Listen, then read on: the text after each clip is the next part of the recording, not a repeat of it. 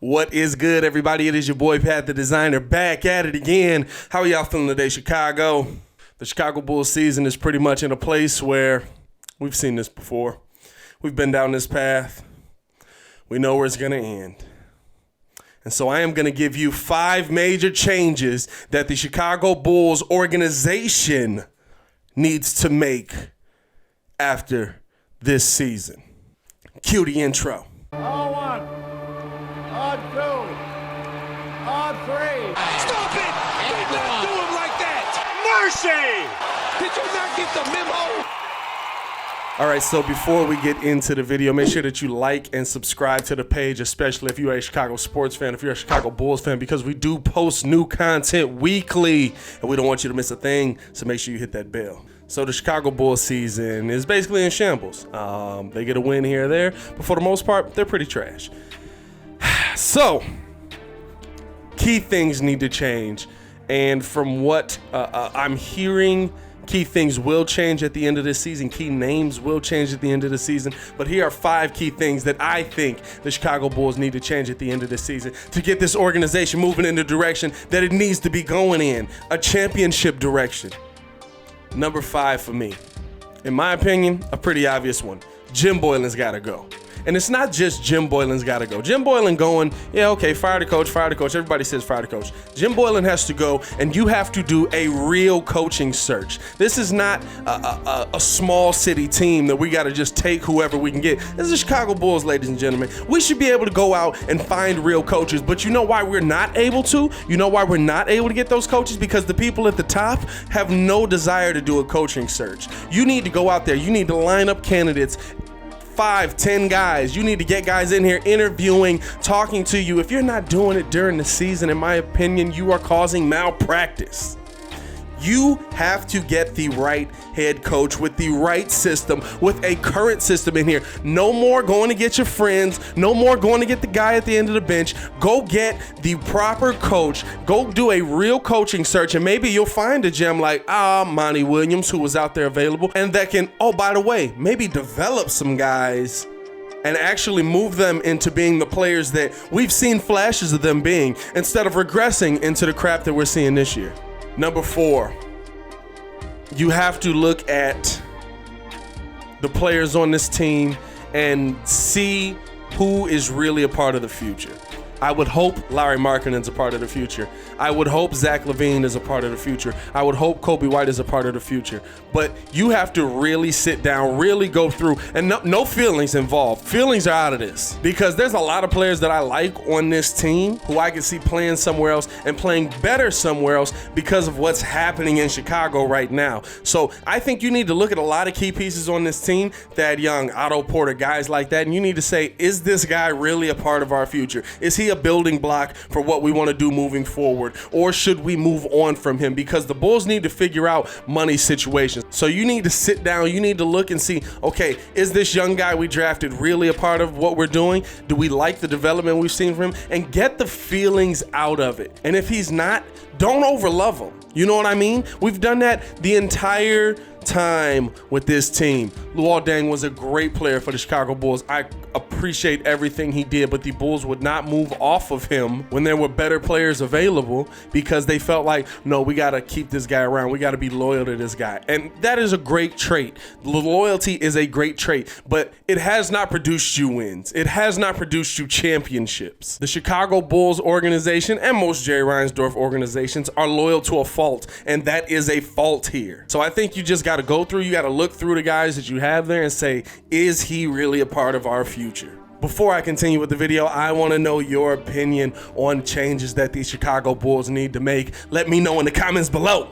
Now, number 3 for me, you got to go through, you got to look at the scouts, you got to figure out what is going on in this scouting department, because the scouting department is good enough to get you the very good player. The scouting department is good enough to get you the guy that is like, oh man, he really is a safe pick for us. He's the guy who played 4 years at college, who is already pretty well developed. Let's get him. He'll never be a superstar, but his ceiling is all-star level talent, which is a good thing to build your team with. But you have to find guys who are able to identify superstars, because there are players who have went after the Chicago Bulls picked who are now stars in this league. And I think especially like if you take a look back to that 2014 draft where everybody sat in a room and traded picks away and said it's a good idea to go get Doug McDermott, when guys who are on this team right now, Zach LaVine taking 2 picks later, has proven that he's a way better player than McDermott will ever be. And oh, by the way, if we want to really get into it, the overseas guys,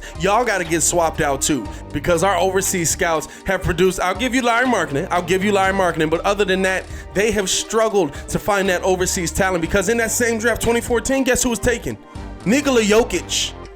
I think we could use him on the team right now, guys. I'm just saying. It's a personal thing for me, but I'm just saying we could probably use him on the team right now. You got to get these guys in a room and be like, look, we appreciate the contributions you've given us, but it's time to move on. It's time to swap things out. We need to do a clean sweep of this organization. Now, here's number 2 for me. And number 2 may seem like a weird one, but you got to promote John Paxson. And before everybody starts freaking out, I'm talking about promote him just like they promoted Kenny Williams. Just keep promoting him until he's out of the way. Be like, John, we're going to give you a $3 million raise. You are in charge of every pencil in the building. You are the pencil king. You have to oversee everything with pencils. Just keep promoting John Paxson until he's out of the way, because I know Jerry's not going to fire him. Jerry loves him. The only reason Jerry's not going to fire him is because he's been on a championship team with the Chicago Bulls and he's got Michael Jordan's cell phone number saved in his phone. That's the only reason. So if you're going to keep promoting him, or if you're going to keep him around, promote him so he's out of the way. Find somebody else to get in that basketball president of operations or whatever position that it is, because we need somebody who can identify a proper GM, identify proper talent, who can identify proper pieces to put into the scouting departments. We need somebody who's not out here using nepotism to get guys into the building. I mean, we've been great friends with Fred Hoiberg. We've been great friends with Jim Boylan. I'm sick of seeing that. I'm sick of seeing the friend thing, but we got to be better. We got to work like a big time organization. We work like we're living in Oklahoma City. You know what I'm saying? Like, I understand if you're a small market team and you just can't get players to come. This is Chicago, bro. This is Chicago. We should be able to get big market players, big name players to look at this city and be like, I really want to be there. I want to play there. I want to win championships there, because they got a championship pedigree. We don't right now. We got players who grew up here rooting for the Chicago Bulls that don't want to come back and play for the Chicago Bulls. Are you kidding me? This organization has been turned into a joke by Paxson, by Foreman, by everybody up there in the building, all the way down. And we got to rethink this whole thing. We got to retool this whole thing. It's not just players, because I honestly think the Bulls have talent on this team, but these players are not being put in positions to succeed. These players are not being utilized the right way because of, from the top down, the decisions made are made as a small market, small-minded, mediocre organization. Now, the number one thing you got to do, the number one thing, I don't care what happens, if none of the other stuff happens, you got to get rid of Gar Forman. He can't stay around. He can't stay in the building. You got to fire Gar Forman. He's had so much time to try and build a team. He's a joke. And I don't care that you've kind of tried to move him back into the scouting department and let Pax take more to do. Get rid of him. You know why? Because he's the one that's talking to these big name players. He's the one that's in the room with these big name players. And these players are traveling around. They're going to look at Pat Riley in the face and say, oh, come play for Miami. They're going to look at Jerry West. They're going to look at big name guys who have done it before. And then I got to come sit in front of Gar Forman. And you think I'm going to pick you?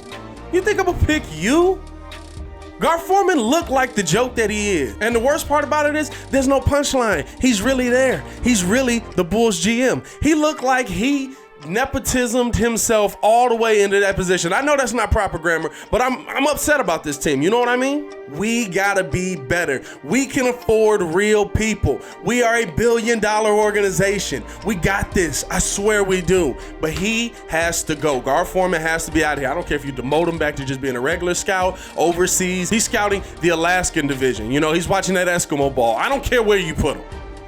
But he gotta get up out of here. He cannot be in the city of Chicago anymore. And those are my 5 major things that the Bulls need to do to improve after this season. Like I said before, if you are a Chicago sports fan, please like the video, please subscribe to the page, and let me know what changes you feel the Chicago Bulls need to make after this joke of a season. I am gonna get up out of here. It is your boy Pat the Designer, back at it again. Y'all stay safe out there, man. Peace.